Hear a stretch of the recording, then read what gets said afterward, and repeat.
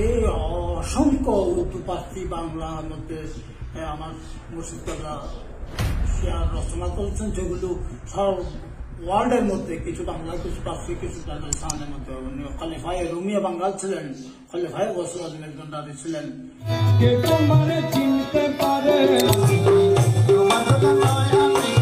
মরণ কালে ঢোল বেলা বাজাই আমি শরাবি। মাইজ ভান্ডারী এই কালামগুলো আমরা কম বেশি তো সবাই শুনেছি, কিন্তু এই কালামের রচয়িতা সম্পর্কে আমরা কতটুকু জানি? চলুন আজকে সেই স্বভাব কবি গাউসুল আজম মাইজ ভান্ডারী কেবলা কাবা এবং বাবা ভান্ডারী কেবলা কাবার একান্ত সৌবতপ্রাপ্ত খলিফা মাওলানা বজলুল করিম মন্দাকিনী রহমতুল্লাহ আলাইহি সম্পর্কে জেনে নেই। জন্মসূত্রের নাম বজলুল করিম হলেও করিম বক্স হিসেবে বেশ পরিচিত।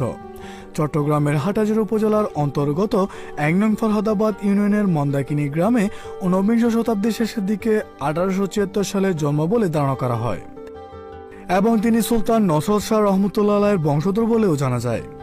তৎকালীন কলকাতার একটি মাদ্রাসা থেকে কামিল পাশ করে স্থানীয় কাটিরহাট এমই স্কুলের হেড মাওলানা হিসেবে ছিলেন।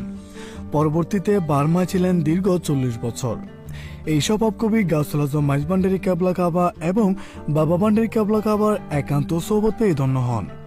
গাউসুল আজম মাইজ ভান্ডারী কেবলা কাবায়ে আলেমে খলিফাদের মধ্যে অন্যতম ছিলেন মাওলানা বজলুল করিম মন্দাকিনী রহমতুল্লাহ আলাইহি। তিনি ফানাফি শাইখ ছিলেন।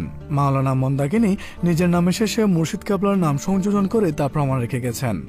তিনি নিজের নামে লিখতেন বজলুল করিম মন্দাকিনী আহমদুল কাদেরী। তার মুর্শিদ গাউসুল আজম হযরত কেবলা সৈয়দ আহমদুল্লাহ মাইজ ভান্ডারী কাদ্দাসে সিলহুল আজিজের নাম।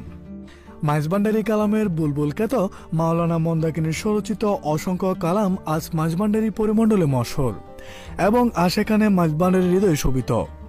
এছাড়াও তার কয়েকটি কারামতের মধ্যে জনশ্রুতি রয়েছে মন্দাকিনী কালের উপর দিকে বাদ দেওয়ায় নিচে কোনো পানি নাই, যার কারণে মন্দাকিনী এলাকার মানুষ পানি না পাওয়ায় কোনো রকম চাষাবাদ করতে পারছিল না, যার কারণে অনেক কষ্টে পড়ে যায় তারা।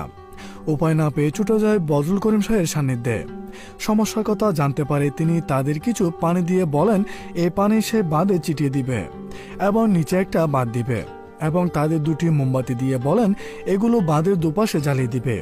সেই কথা অনুযায়ী তারা এই কাজটি করার সাথে সাথে উপরে বাঁধ ভেঙে পানি চলে আসতে দেরি হয়নি এবং সেই তাদের দেওয়া বাঁধে এসেই পানি থেমে যায়। আরেকটি হচ্ছে রাতে এক চোর আসছিল মাওলানা মন্দাকিনীর বাড়ির কলা চুরি করতে।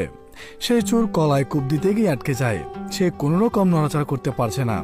সে দাঁড়ানো অবস্থায় ছিল সকাল পর্যন্ত। পরে সেই খবর এলাকার চারদিকে ছড়িয়ে পড়ে। তিনি উর্দু, ফার্সি, বাংলায় মাইজ ভান্ডারীর শানে বড় পীর আব্দুল কাদের জিলানী, নবী করিম সাল্লাল্লাহু আলাইহি ওয়াসাল্লাম এবং খাজা গরিব নওয়াজের শানে অসংখ্য বই লিখেছেন। তার মধ্যে অন্যতম প্রেমের হেম, প্রেমাঞ্জলি, শেষ জীবন, তরঙ্গমালা, জাগরণী, শর্টের প্রেম।